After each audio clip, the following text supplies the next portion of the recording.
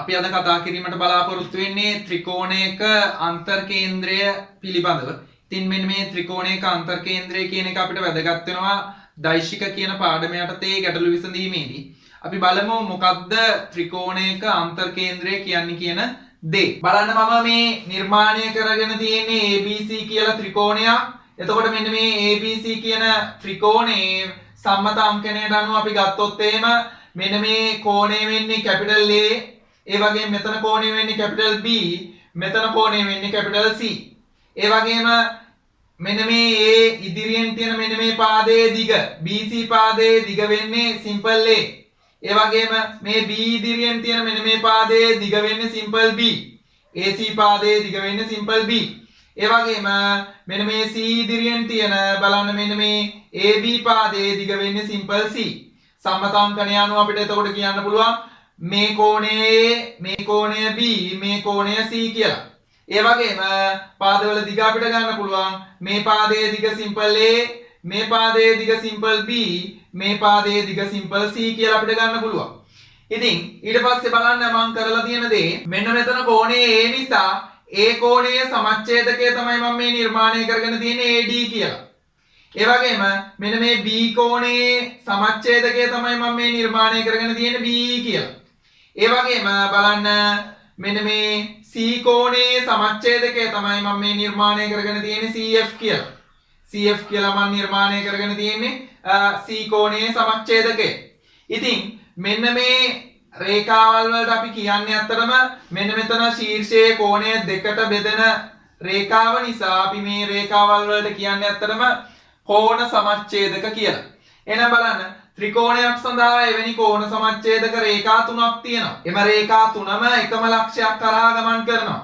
ඒ අද ත්‍රිකෝණයක් සඳහා කෝණ සමච්ඡේදක රේඛා තුනක් තියෙනවා.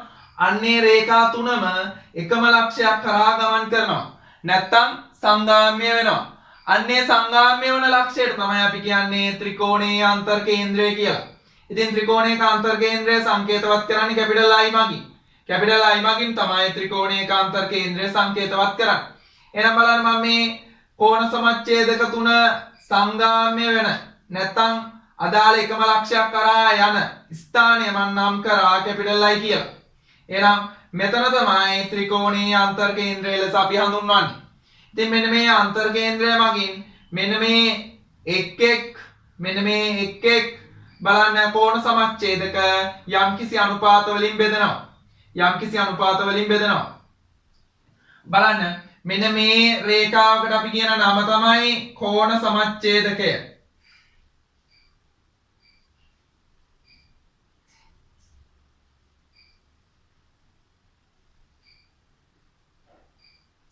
කෝණ සමච්ඡේදකය. එතකොට කෝණ සමච්ඡේදක රේඛා තුනක් තියෙනවා. අන්නේ රේඛා තුන සංගාමී වන ලක්ෂය තමයි එහෙනම් අන්තර් කේන්ද්‍රය කියන්නේ. ඊට පස්සේ අපි දැනගත යුතු දේ තමයි බලන්න මෙන්න මේ BD ට DC අනුපාතය කියන්නේ මොකද්ද? C ට EA අනුපාතය කියන්නේ මොකද්ද? AF ට FB අනුපාතය කියන්නේ මොකද්ද කියලා අපි දැනගන්න ඕන. ඒ වගේම AI ට ID අනුපාතය, BI ට IE අනුපාතය, CI ට IF අනුපාතය කියන ඔන්න ඔය අනුපාත තුනත් අපි දැනගත යුතුයි. මෙන්න මේ රේඛාව කෝණ සමච්ඡේදක රේඛාව නිසා මෙන්න මේ A කෝණයේ සමච්ඡේදකය නිසා මේ AD කියන්නේ A කෝණයේ සමච්ඡේදකය නිසා බලන්න මෙන්න මේ BD ට DC අනුපාතය අපි ගන්න. බලන්න මේ පාදයේ දිග කියන්නේ සිම්පල් C නිසා මේ පාදයේ දිග කියන්නේ සිම්පල් C නිසා මෙන්න මේ C කියන එක තමයි අපි මේ BD ගේ අනුපාතයේ විදියට ගන්න. C කියන එක. ඒ වගේම බලන්න DC ගේ අනුපාතයේ විදියට අපි ගන්නේ බලන්න මෙන්න මේ AC පාදයේ දිග සිම්පල් B නිසා අන්නේ B තමයි මම මෙතෙන්ට ලියා ගන්න. ඒ වගේම බලන්න දැන් ඊළඟට C ට EA අනුපාතය ගනිද්දි බලන්න මෙන්න මේ B කියන්නේ කෝණ සමච්ඡේදක රේඛාව නිසා මෙන්න මේ පාදේ BC පාදයේ දිග වන සිම්පල් A තමයි මෙතන අනුපාතයේ විදියට ගන්න. මෙතන අනුපාතයේ විදියට ගන්න මෙන්න මේ සිම්පල් A. ඒ වගේම මෙතන අනුපාතයේ විදියට ගන්න මෙන්න මේ පාදයේ දිග වන AB පාදයේ දිග වන සිම්පල් C. සිම්පල් C තමයි මෙතන අනුපාතයේ විදියට අපි ගන්න. ඒ වගේම ඉතින් එහෙනම් අපිට එතනින් ගන්න පුළුවන් C ට EA කියන්නේ ඇත්තටම A ට C කියලා. ඉතින් ඒ වගේම බලන්න මෙන්න මේ AFට FB අනුපාතය ගන්න බලන්න මෙන්න මේ CF කියන්නේ C කියන කෝණයේ සමච්ඡේදකේ මෙන්න මේ CF කියන්නේ මෙන්න මේ කෝණයේ සමච්ඡේදකේ එහෙනම් බලන්න අපිට ගන්න පුළුවන් මෙන්න මේ AFට FB අනුපාතය කියන්නේ අතරම මෙතන අනුපාතය වෙන්නේ AF ගේ අනුපාත කොටස වෙන්නේ බලන්න AF ගේ අනුපාතය වෙන්නේ බලන්න මෙන්න මේ පාදයේ දිග මේ පාදයේ දිග කියන්නේ B ඒ නිසා මෙතනට මම B කියලා ලියාගත්තා ඒ වගේම බලන්න මෙන්න මේ FB කියන කොටසේ අදාළ අනුපාතය වෙන්නේ මෙන්න මේ පාදයේ දිග වෙන්නේ සිම්පල් A නිසා මේ පාදයේ දිග තමයි මෙතනට අදාළ අනුපාතය වෙන්නේ මෙතෙන්ට අදාළ අනුපාතය වෙන්නේ මෙන්න මේ පාදයේ දිග. ඉතින් ඔය විදිහට තමයි අපිට අදාළ අනුපාත ටික ලැබෙන්නේ. ඉතින් බලන්න BD ට DC අනුපාතය එහෙනම් අපිට ලැබෙනවා C ට B කියලා. බලන්න BD ට DC අනුපාතය අපිට ලැබෙනවා C ට B කියලා. ඒ වගේම බලන්න C ට EA අනුපාතය ලැබෙනවා A ට C කියලා. එහෙනම් C ට EA අනුපාතය අපිට ලැබෙනවා A ට C කියලා. ඒ වගේම බලන්න AF ට FB අනුපාතය අපිට ලැබෙනවා B ට A කියලා. ඒ වගේම AF ට FB අනුපාතය අපිට ලැබෙනවා B ට A කියලා. ඉතින් බලන්න මේ අනුපාත ටික මම පිළිවෙල ලියාගත්තා. AF ට FB අනුපාතය කියන්නේ B ට A. එහෙනම් AF ට FB අනුපාතය B ට A. ඒ වගේම බලන්න BD ට DC අනුපාතය කියන්නේ C ට B. C ට B. එහෙනම් BD ට DC අනුපාතය කියන්නේ අත්‍තරම C ට B. ඒ වගේම බලන්න C ට EA අනුපාතය කියන්නේ ඇත්තටම C ට EA අනුපාතය කියන්නේ A ට C. එහෙනම් C ට EA අනුපාතය සමාන වෙනවා A ට C ලෙස. ඔය විදිහට අපිට ලැබෙනවා අනුපාත ටික. ඊට පස්සේ අපි දැනගන්න ඕන බලන්න මෙන්න මේ පාද බෙදෙන ආකාරය තමයි A අනුපාත වලින් දැක්වේ. ඊට පස්සේ බලන්න මේ කෝණ සමච්ඡේදක අන්තර් කේන්ද්‍රය මගින් ඒ කියන්නේ මේ I මගින් බෙදෙන අනුපාත ටිකත් අපි ලියා ගන්න ඕන. දැන් බලන්න AI ට ID අනුපාතය. AI ට ID අනුපාතය කොහොමද ගන්නෙ කියලා. දැන් බලන්න මෙන්න මෙතන අදාළ අනුපාතය B මෙතන අදාළ අනුපාතය C. එහෙනම් අන්නේ අනුපාත දෙකේ එකතුව තමයි මම මෙතනට දාගන්නේ. AI කොටසට අදාළව දාගන්නේ අන්නේ අනුපාත දෙකේ එකතුව. එහෙනම් B ධන C ලෙස අපිට ගන්න පුළුවන් මෙතනට අදාළ අනුපාතය. ඒ වගේම ID ට අදාළ අනුපාතය වෙන්නේ බලන්න මෙන්න මේ පාදයේ දිග සිම්පල් A නිසා මෙන්න මෙතන තියෙන මේ පාදයේ දිග තමයි මෙතෙන්ට අදාළ අනුපාතය වෙන්නේ. එහෙනම් මෙතෙන්ට එන්නේ සිම්පල් A. ඔය විදිහට අපිට ගන්න පුළුවන්. එහෙනම් AI ට ID කියන්නේ අත්‍තරම B ධන C ට සිම්පල් A. ඒ වගේම බලන්න BI ට IE අනුපාතය අපි දැනගන්න ඕන. BI ට IE අනුපාතය. බලන්න මෙන්න මේ ස්ථාන දෙකේ අදාළ අනුපාත දෙක වෙන්නේ A සහ C. එහෙනම් මේ අදාළ අනුපාත දෙකේ එකතුව ගත්තා මෙතෙන්ට A ධන C ලෙස. ඒ වගේම බලන්න මෙන්න මේ පාදයේ දිග වෙන්නේ සිම්පල් B. ඒ කියන්නේ ඇත්තටම ABC කියන අකුරු තුනෙන් මෙතෙන්ට ගත්තේ බලන්න A සහ C. එහෙනම් ඉතිරි අකුර තමයි මම මෙතෙන්ට දාගන්නේ. B කියන එක. බලන්න නැත්තම් මෙන්න මේ පාදයේ දිග තමයි මෙතෙන්ට මම දාගන්නේ. එතකොට අන්න ඒ විදිහට අපිට අනුපාතය ගන්න පුළුවන්. එහෙනම් BI ට IE අනුපාතය වෙන්නේ A ධන C ට සිම්පල් B. එහෙනම් BI ට IE අනුපාතය වෙන්නේ A ධන C ට B කියන අදාළ අනුපාතය.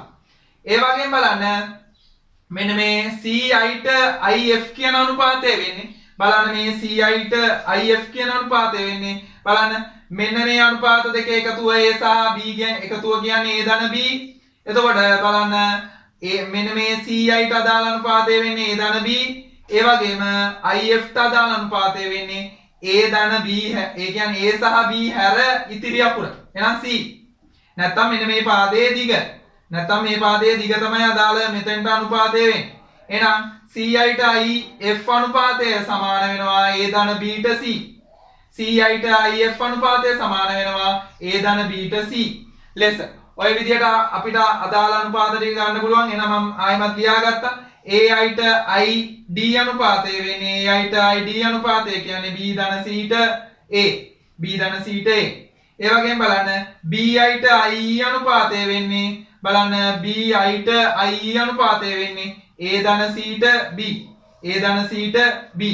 ඒ වගේම බලන්න CI ට IF අනුපාතය වෙන්නේ CI ට IF අනුපාතය වෙන්නේ බලන්න CI ට IF අනුපාතය වෙන්නේ A ධන B ට C.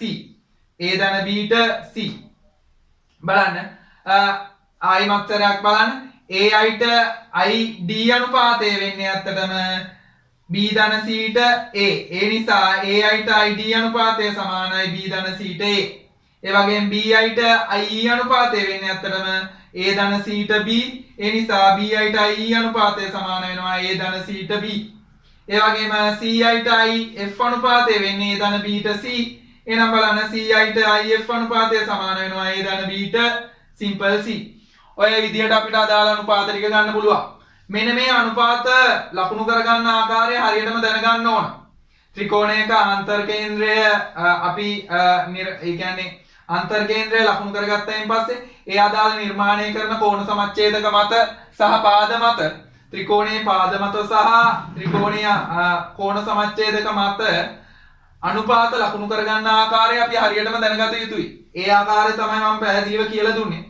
ඔයාලා හරියටම ඉගෙන ගන්න ඕන අන්නේ අදාළ අනුපාත ටික ලකුණු කරන්නේ කොහොමද කියන දේ. මොකද මේ සිද්ධාන්තයේ යටතේ අපිට දෛශික යටතේ ගැටලුවක් ලැබෙන්න පුළුවන්. අපිට අන්නේ ගැටලුව ලැබෙන්නේ මොන විදිහටද කියන දේ තමයි ඊළඟට මම කියලා දෙන්නේ. අන්නේ දෛශිකාකාරයේ දෛශික යටතේ අපිට ගැටලුවක් මේ අන්තර් කේන්ද්‍රය මගින් ලැබෙන්නේ කොහොමද කියන දේ. ඉතින් බලන්න මේ අනුපාත ටික ලකුණු කරගන්න ආකාරය හොඳට මතක තියාගන්න. ඒක තමයි ප්‍රධාන වශයෙන්ම වැදගත් වෙන්නේ. ඉතින් ඒ දේ හරියට ලකුණු කරගත්තයින් පස්සේ අපිට ගානකට කොහොමද දෙන්නේ කියන දේ අපි බලමු. දෛශික ගානකටද කොහොමද දෙන්නේ කියන දේ. ඉතින් බලන්න දෛශික ගානක අපිට ලැබෙන්නේ අතර මෙන්න මේ වගේ දෙයක්.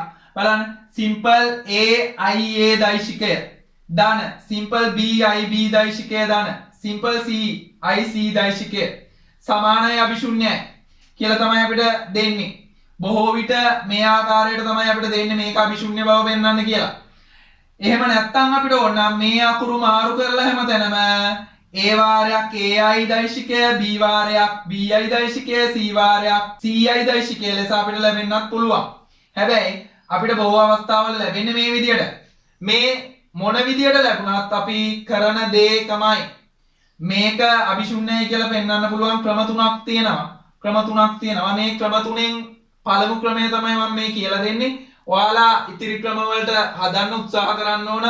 මම මේක කියලා දුන්නයින් පස්සේ බලන්න දැන් මම මේ පළමු ක්‍රමය යටතේ කියලා දෙන්නේ මෙන්න මේ simple a i a කියන දෛශිකය ඉතුරු කරගෙන අනිත් ඒවාට අකුරු රිංගවල කොහොමද මෙන්න මේ අභිශුන්‍යයි කියලා පෙන්වන්නේ කියන දේ. ඉතින් මතක තියාගන්න මම AIA නම් ඉතුරු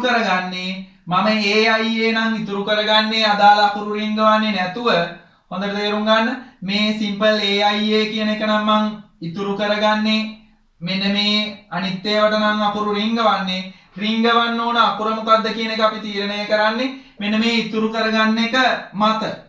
එතකොට AIA නම් ඉතුරු කරගන්නේ බලන්න IA කියන්නේ මෙන්න මේ පාදය. IA කියන්නේ මෙන්න මේ කොටස. බලන්න මෙන්න මේ IA දෛශිකය කියන්නේ මේක. එතකොට IA කියන්නේ මේක නම් IA ගේ ඉදිරියෙන් තියෙන්නේ මෙන්න මෙතන D. එහෙනම් AIA ඉතුරු කරගන්නව නම් අපි අනිත් දෛශික දෙකටම රිංගවන්න ඕන D. හොඳට තේරුම් ගන්න. IA දෛශිකය ඉතුරු කරගන්නව නම් මෙතන AIA දෛශිකය ඉතුරු කරගන්නව නම් බලන්න මම අනිත් දෛශික දෙකටම රිංගවන්නේ මෙන්න මේ ඒක ඉදිරියෙන් තියෙන මෙන්න මේ D අකුර. එහෙනම් බලන්න මෙතන AIA විදියටම තියාගත්තා ධන බලන්න මේ දෛශික දෙකටම රිංගවන්න ඕනේ. එතකොට D කියන අකුර. මේ D අකුර තමයි රිංගවන්න ඕනේ. එහෙනම් බලන්න එනවා B වාරයක් බලන්න IB දෛශිකයේ මැදට D රිංගුවොත් ID දෛශිකය ධන DB දෛශිකය කියලා අපිට ලැබෙනවා. ඒ වගේම ධන C වාරයක් බලන්න IC දෛශිකයේ මැදට D රිංගුවොත් ID දෛශිකය ධන DC දෛශිකය කියලා අපිට ලැබෙනවා. දැන් බලන්න AIA දෛශිකයේ විදිහටම තියාගන්නවා. මෙතන බලන්න B ගෙන් වැඩි කරනවා මේ දෙක වෙනම. එතකොට අපිට ලැබෙනවා BID දෛශිකය ධන BDB දෛශිකය. ඒ වගේම බලන්න ධන මේ simple C ගෙන් මේ දෙකම වැඩි කරනවා. එතකොට අපිට ලැබෙනවා CID දෛශිකය ධන CDC දෛශිකය කියලා. දැන් බලන්න AIA දෛශිකය කියන එකේ විදිහටම තියෙනවා. මෙතන BID දෛශිකය සහ CID දෛශිකය කියන දෙකෙන් ID එළියට ගන්න පුළුවන්. අපිට එතකොට ලැබෙනවා වරාන්න ඇතුලේ බලන්න B ධන C වාරයක් ID දෛශිකය කියලා. B ධන C වාරයක් ID දෛශිකය කියලා. ධන බලන්න මෙතන තියෙනවා B වාරයක් DB දෛශිකය කියලා අපිට ලියා ගන්න පුළුවන්. B වාරයක් DB දෛශිකය කියලා අපිට ලියා ගන්න පුළුවන්. ඒ වගේම ධන බලන්න C වාරයක් DC දෛශිකය කියලා අපිට ලියා ගන්න පුළුවන්. C වාරයක් DC දෛශිකය කියලා අපිට ලියා ගන්න පුළුවන්. මෙතන මේ ඉතුරු වෙන පද දෙක තමයි මම මේ ලියාගෙන තියෙන්නේ. එතකොට ඔය ආකාරයට අපිට ලියා ගන්න පුළුවන්. එහෙනම් එනවා AIA දෛශිකය ධන B ධන C වාරයක් ID දෛශිකය ධන B වාරයක් DB දෛශිකය ධන C වාරයක් DC දෛශිකය කියලා. මෙතනින් පස්සේ තමයි අපි පාවිච්චි කරන්න ඕන අනුපාත කියන දේ. මෙතනින් එහාට සුළු කිරීම කරන්න නම් අපි අනුපාත කියන දේ පාවිච්චි කරන්න ඕන.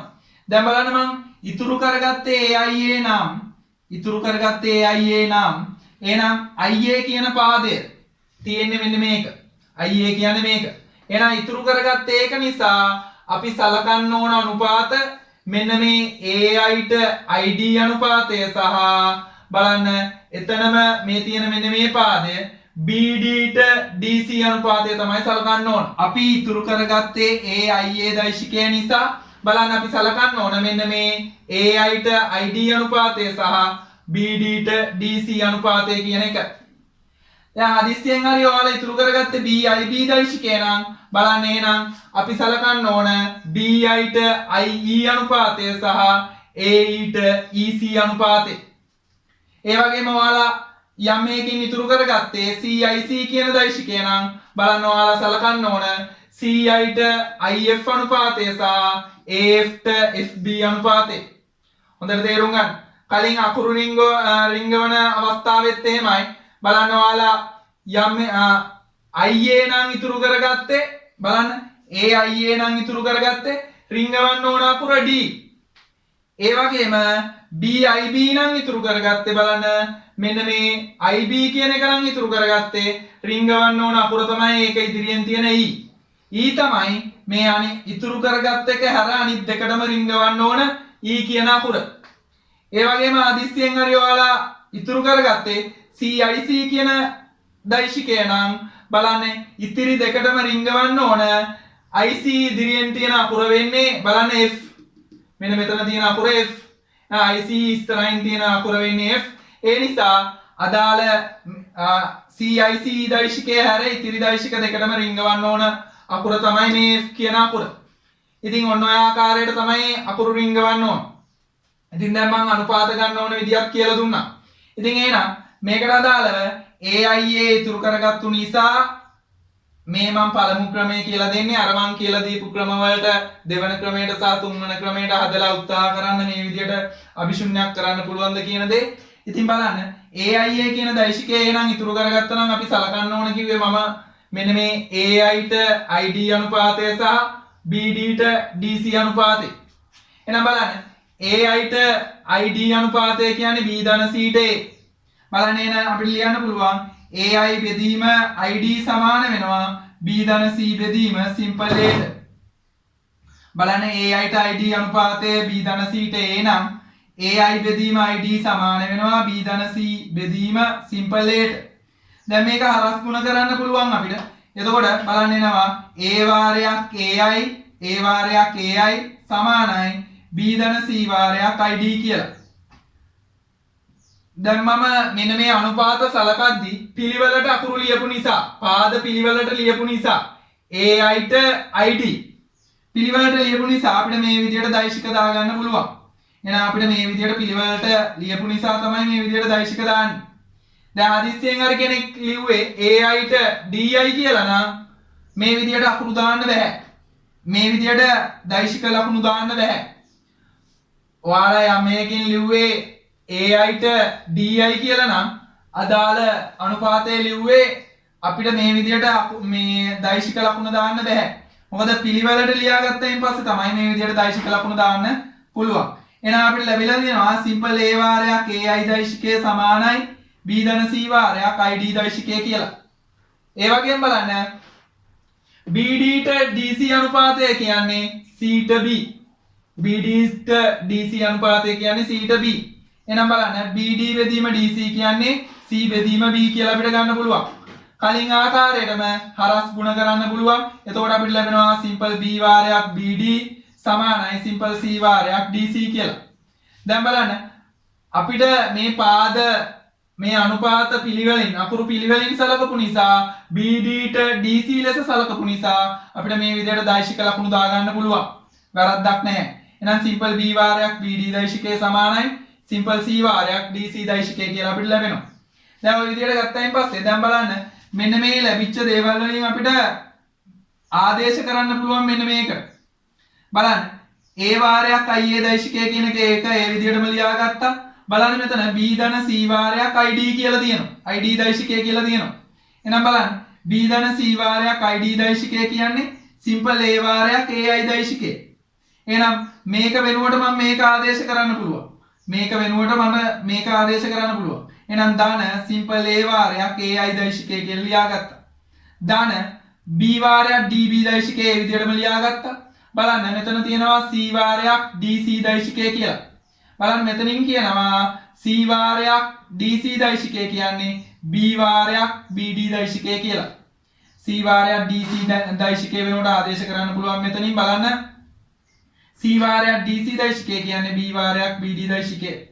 ඒ නිසා ඔය විදිහට දැන් මෙන්න මේ C වාරයක් DC දෛශිකය වෙනුවට මම ආදේශ කරගත්තා B වාරයක් BD දෛශිකය කියන දේ.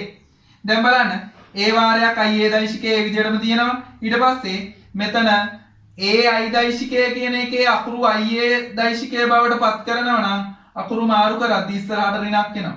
එහෙනම් අපිට ලියන්න පුළුවන් ඍණ වාරයක් AI දෛශිකය කියලා. ධන B වාරයක් DB දෛශිකය කියලා ලියා ගන්න පුළුවන්. ඊට පස්සේ බලන්න මෙතන B වාරයක් BD දෛශිකය කියලා තියෙන එකේ මට ලියන්න පුළුවන් බලන්න අකුරු මාරු කරලා ඉස්සරහට ඍණක් දාලා ඍණ වාරයක් BDB දෛශිකය කියලා. ඔය විදිහට අපිට ලියන්න පුළුවන්.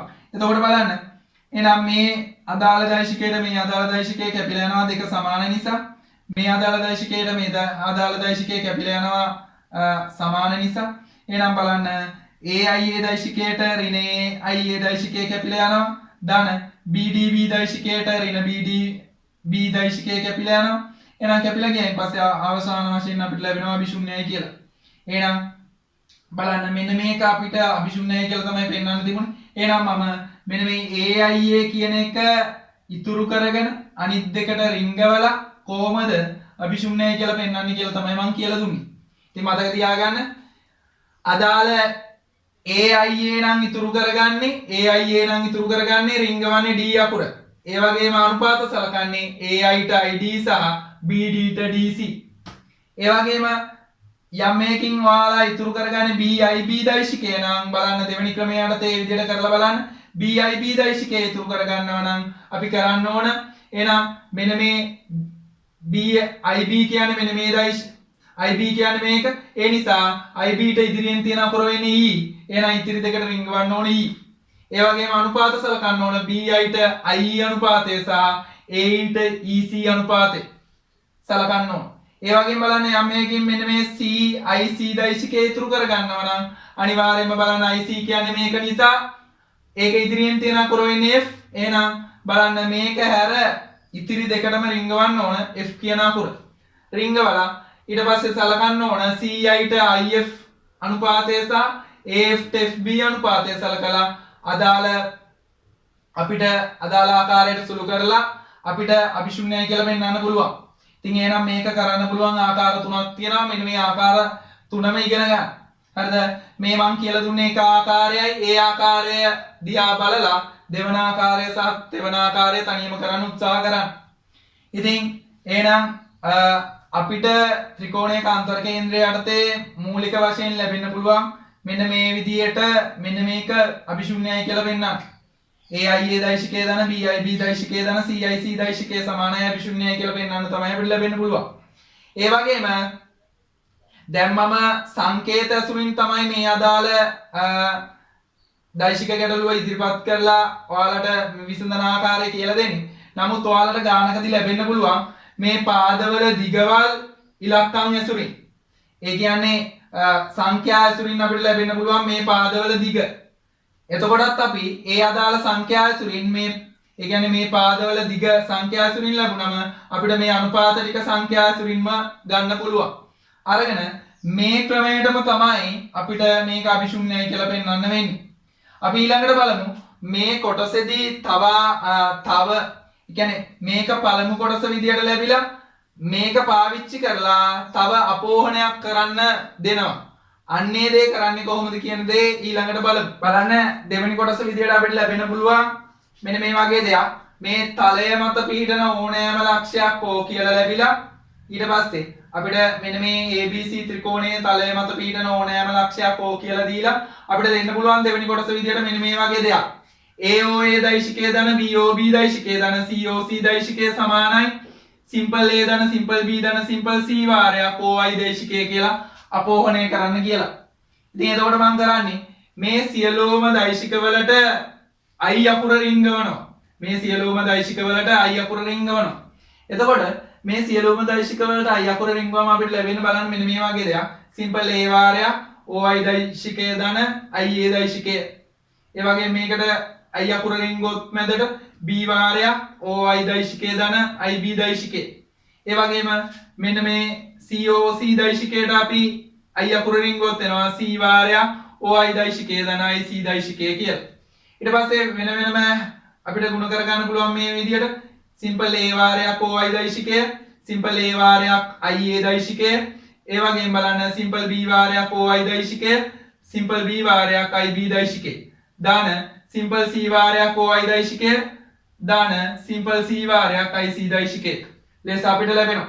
ඔය විදිහට තමයි අපිට අදාළ සුළු කිරීම කරගන්න පුළුවන්. ඊට පස්සේ බලන්න මෙතන තියෙනවා A වාරයක් OI දෛශිකය, මෙතන තියෙනවා B වාරයක් OI දෛශිකය, මෙතන තියෙනවා C වාරයක් OI දෛශිකය. now ඔය තුනම එක ළඟට මම ලියා ගන්නවා. A වාරයක් OI දෛශිකය, B වාරයක් OI දෛශිකය, C වාරයක් OI දෛශිකය ලෙස. ඉතුරු වෙන AIA දෛශිකය ලියාගත්තා, BIB දෛශිකය ලියාගත්තා, CIC දෛශිකය ලියාගත්තා. ඊට පස්සේ බලන්න මේ තුනෙන්ම එළියට ගන්න පුළුවන් අපිට OI දෛශිකය කියන එක පොදු නිසා. එහෙනම් ඇතුළේ එනවා A ධන B ධන C වාරයක් OI දෛශිකය කියලා. ධන බලන්න මෙතන තියෙනවා AIA දෛශිකය, BIB දෛශිකය, CIC දෛශිකය. ඉතින් අපි මේ ගැටලුව තුල පළවෙනියටම අපි පෙන්නුවේ මෙන්න මේ AIA දෛශිකය ධන BIB දෛශිකය ධන CIC දෛශිකය සමානයි අභිශුන්‍යයි කියලා. එහෙනම් මේ සම්පූර්ණ කොටස වෙනුවට අපිට දාන්න පුළුවන් අභිශුන්‍ය. මෙතන තියෙන මේ පදේ මේ විදිහටම අපිට ලැබෙනවා. එහෙනම් A simple A ධන simple B ධන simple C වාරයක් OI දෛශිකය කියලා අපිට ලැබෙනවා. ඒක දාන අභිශුන්‍යයි කියලා තමයි අපිට ලැබෙන්නේ. මේක වෙනුවට අභිශුන්‍ය ආදේශ කරයින් පස්සේ මේ සම්පූර්ණ දෛශිකයේ ධන මෙන්න මේ අභිශුන්‍ය තමයි අපිට එකතු වෙන්නේ. එතකොට මේ අභිශුන්‍ය එකතු වුණා කියලා වෙනසක් වෙන්නේ නැහැ. මේ දෛශිකයේ පමණයි එහෙනම් අවසාන වශයෙන් ඉතුරු වෙන්නේ. එහෙනම් එනවා simple A දෛශිකයේ ධන B දෛශිකයේ ධන C දෛශිකය. simple A ධන B ධන C වාරයක් OI දෛශිකය කියලා. අවසාන වශයෙන් අපිට පිළිතුර ලැබෙනවා. බලන්න මේ අභිශුන්‍ය දෛශිකයේ මේ දෛශිකයට එකතු වුණා කියලා වෙනසක් වෙන්නේ නැහැ. ඒ නිසා අවසාන වශයෙන් අපිට පිළිතුර ලැබෙනවා simple A ධන simple B ධන simple C වාරයක් OI දෛශිකය කියලා. බලන්න අපිට පෙන්වන්න තියෙන්නේ බව ඒක. එහෙනම් අපිට ඒක ලැබිලා තියෙනවා. එහෙනම් ඔය ආකාරයට තමයි අන්තර් කේන්ද්‍රය අසුරින් ගැටලුවක් ලැබුණොත් කරන්න ඕන. ඉතින් අන්තර් කේන්ද්‍රය අසුරින් ගැටලුවක් ලැබුණම කරන්න ඕන විදිය ඊට අමතරව හැම දෙයක්ම මම කියලා දුන්නා අන්තර් කේන්ද්‍රය සම්බන්ධව. ඉතින් මින් ඉදිරියටත් මගේ වීඩියෝස් වලින් මම අනිවාර්යෙන් ඉදිරිපත් කරනවා මේ දෛශික කියන පාඩමේ තියෙන સિદ્ધාන්ත වෙන වෙනම. ඔයාලා අනිවාර්යෙන්ම මගේ YouTube channel එක subscribe කරලා තියාගන්න. ඒ වගේම ඔයාලගේ අදහස් යෝජනා ඒ වගේම මොනවා හරි චෝදනා තියෙනවා නම් අනිවාර්යෙන්ම comment box එකේ දාන්න. ඔයාලට පුළුවන් අනිවාර්යෙන්ම මගේ YouTube channel එකත් එක්ක එකතු වෙලා ඔයාලට past papers ගණන් ඒ වගේම સિદ્ધාන්ත කොටස් ඒ වගේම වෙනස් විදිහේ ගැටලු සම්පූර්ණයෙන් සාකච්ඡා කරනවා මගේ YouTube channel එකේ. ඉතින් ඒවත් එක්ක හැමදාම සම්බන්ධ වෙන්න පුළුවන්. ඒ වගේම 2023 දරුවෝ ඉන්නවා නම් අනිවාර්යෙන් මේ දේවල් වලින් උපරිම ප්‍රයෝජනයක් ගනී කියලා බලාපොරොත්තු වෙනවා. මම දිගටම හැම පාඩමකම වීඩියෝ දාන්න බලාපොරොත්තු වෙනවා. ඉතින් ඔයාලා අනිවාර්යෙන් subscribe කරලා තියාගන්න. ඒ වගේම like කරන්න, share කරන්න අමතක කරන්න එපා. එහෙනම් ඉදිරි වීඩියෝ වලදී හමු වෙමු.